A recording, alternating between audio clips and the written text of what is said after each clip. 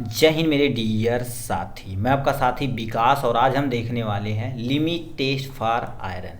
इसके पहले हम लिमिट टेस्ट फॉर क्लोराइड और लिमिट टेस्ट फॉर सल्फेट को पूरा डिटेल में देख लिए थे। इस वीडियो में हम आज कवर करने वाले हैं लिमिट टेस्ट फॉर आयरन के बारे में। ये एग्जाम के पॉइंट ऑफ व्यू से देखा जाए तो इम्पोर्टेंट भी है। सबसे पहले देखिए, कोई भी यदि मान लेते टेस्ट आपको लिखना है तो 3-4 चीज़ याद रखना। सबसे पहले उसका क्या करना पड़ेगा, आपको लिखना पड़ेगा प्रिंसिपल के बारे में लिखना पड़ेगा। प्रिंसिपल सिद्धांत, किस सिद्धांत पे वर्क करता है।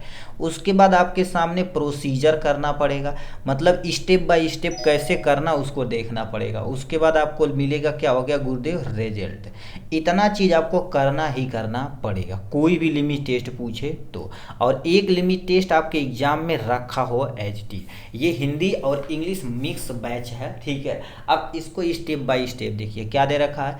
लिमिट टेस्ट फॉर आयरन में सबसे पहले क्या करते हैं, फेरस आयरन का रिएक्शन जब हम थायोग्लाइकोलिक एसिड के साथ, मतलब सबसे पहले क्या कर देंगे, फेरस आयन लेंगे। आपके सामने फेरस आयन दिया गया, ठीक। उसके बाद तुम्हारे पास क्या लिख रखा, थायोग्लाइकोलिक एसिड दे रखा है, यानी इसको क्या बोलते हैं आपके सामने, थायोग्लाइकोलिक एसिड, एच यस यस यानी CH2COOH, ये थायोग्लाइकोलिक एसिड है। और याद रखना के साथ सिट्रिक एसिड की उपस्थिति में, सिट्रिक एसिड की उपस्थिति में करते हैं तो फेरस थायोग्लाइकोलेट प्राप्त होता है, जो किस कलर का होता है, पिंक कलर का होता है, मतलब हल्का सा क्या होता है, पीला और पिंक कलर का होता है, से डीप रेडिश पर्पल कलर हो जाता है तो समझ जाना हमारा बन चुका है क्या, फेरस थायोग्लाइकोलेट बन चुका है। तो सबसे पहले क्या कर देंगे, देखिए सबसे पहले फेरस आयन लेंगे थायोग्लाइकोलिक एसिड के साथ सिट्रिक एसिड की उपस्थिति में। ये जब रिएक्शन कराएंगे तो आपके सामने क्या बनेगा, फेरस थायोग्लाइकोलेट बनेगा, प्लस में हाइड्रोजन आयन बनेगा। ये एक प्रिंसिपल दिया गया है, ये प्रिंसिपल हुआ। अब प्रिंसिपल के बाद आपको क्या करना पड़ेगा, प्रोसीजर। प्लीज इस प्रोसीजर को एकदम अच्छे तरीके से देखिएगा तो अपना काम बन जाएगा। प्रोसीजर करने से पहले आपको हम बता देना चाहते हैं, देखिए प्रोसीजर जब करेंगे ना तो आपको क्या क्या पता होना चाहिए। देखिए 2 सॉल्यूशन बनाना है, एक स्टैंडर्ड सॉल्यूशन एक टेस्ट सॉल्यूशन। तो हमने क्या कर दिया, 2 यहाँ पर हमने नेस्लर सिलेंडर या टेस्ट ट्यूब ले लेते हैं, ठीक है। ये हमने ले लिया, स्टैंडर्ड सॉल्यूशन को यस से और टेस्ट सॉल्यूशन को टी से हम यहाँ पर रिप्रेजेंट कर देते हैं। अब ध्यान से सुनिए, सबसे पहले क्या बोला गया, घुलनशील मानक आयरन सॉल्यूशन नेस्लर सिलेंडर में लेते हैं, मतलब आयरन सॉल्यूशन हमने क्या कर दिया। अभी केवल आप इसको कॉन्सेंट्रेट करेंगे, ये यदि आप समझ गएंगे तो टेस्ट सॉल्यूशन आप इजीली कर देंगे।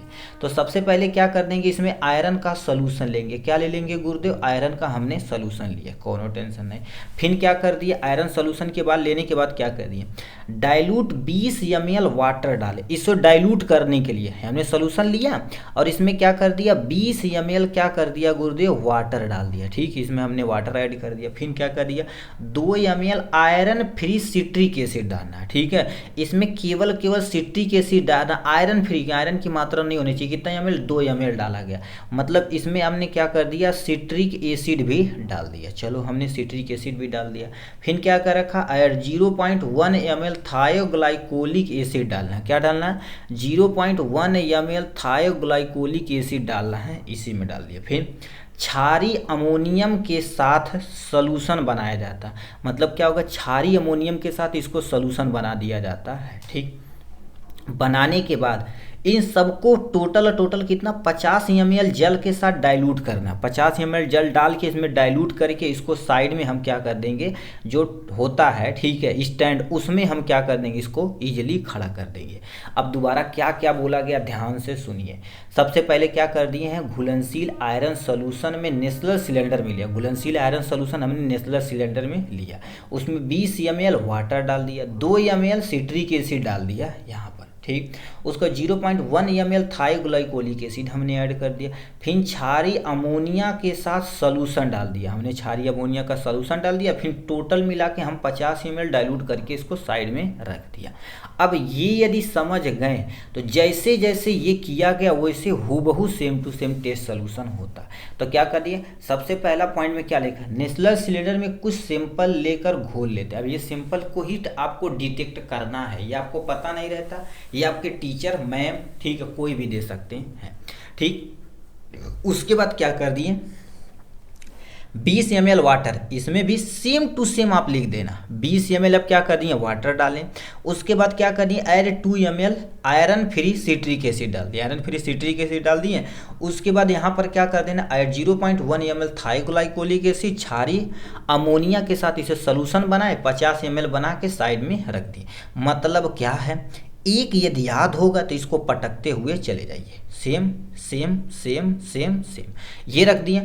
अब आपके सामने दोनों जैसे जैसे ये सब लिखा गया सब इसमें डाल के आप क्या कर दिए हैं, दोनों को कंपेयर करेंगे। क्या कर देंगे, अब देखिए जो प्रोसीजर करना था आप कर लिए, इसको साइड में रख के कुछ समय के बाद इसको क्या कर देंगे, देखेंगे, सीन करेंगे, ऑब्जर्व करेंगे, तब आपके सामने क्या आ जाएगा गुरुदेव, रिजल्ट आएगा। अब रिजल्ट क्या कहता है, यदि टेस्ट सोल्यूशन का कलर स्टैंडर्ड सोल्यूशन की तुलना में डीप रेडिश पर्पल कलर हो, मतलब थोड़ा सा कम रहेगा तो चलेगा, बट ज़्यादा गाढ़ा हो जाएगा तो चलने वाला नहीं हो, तो वही लिख रखा है।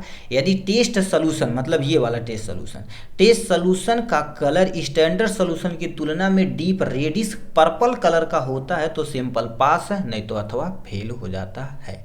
तो ये आपके सामने क्या रहा, लिमिट टेस्ट फॉर आयरन के बारे में। ठीक, चलिए आज के लिए बस इतना ही, फिर मिलेंगे नेक्स्ट वीडियो में नेक्स्ट टॉपिक के साथ। तब तक के लिए बाय बाय, टेक केयर।